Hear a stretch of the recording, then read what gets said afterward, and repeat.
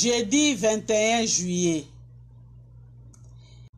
Dieu n'a pas épargné son propre Fils, mais l'a livré pour nous tous. Romains 8, verset 32. Une exception. Il est une chose que David n'avait jamais vue au cours de sa longue carrière. J'ai été jeune, dit-il, et je suis vieux, et je n'ai pas vu le juste abandonné.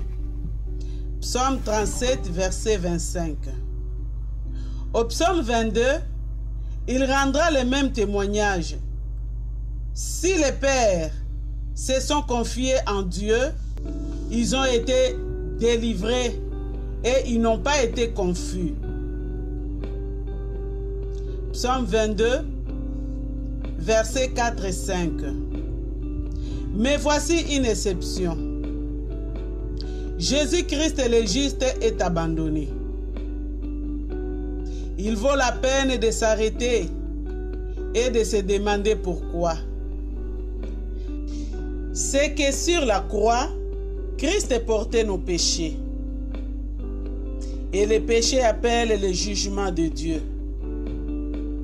Contre les seuls justes, les fils bien-aimés, les substituts volontaires, la voix de la justice divine s'est fait attendre.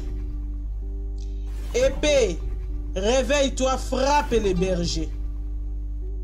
L'homme qui est mon compagnon, dit l'Éternel. Zacharie 13, verset 7. Personne ne s'est confié en Dieu comme lui. Ô Dieu, je me confie en toi. Pouvait-il dire, Psaume 16, verset 1, même ceux qui, à l'heure de la croix, ouvraient leur bouche et hochaient la tête pour se moquer de lui, devaient dire, il s'est confié en Dieu. Qu'il le délivre maintenant s'il tient à lui.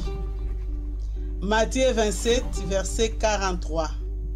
En référence au psaume 22, versets 7 et 8.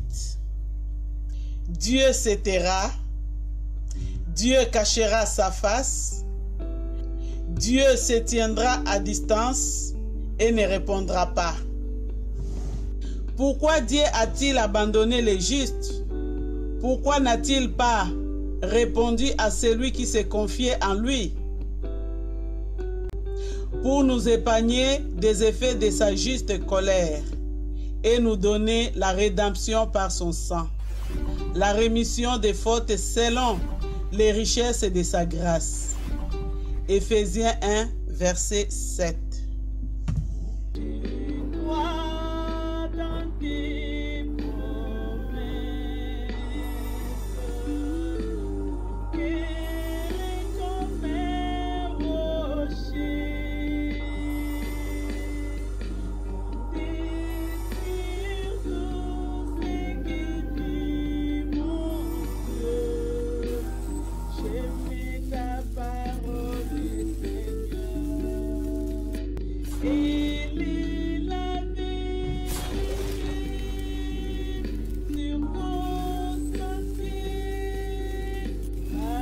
Je vais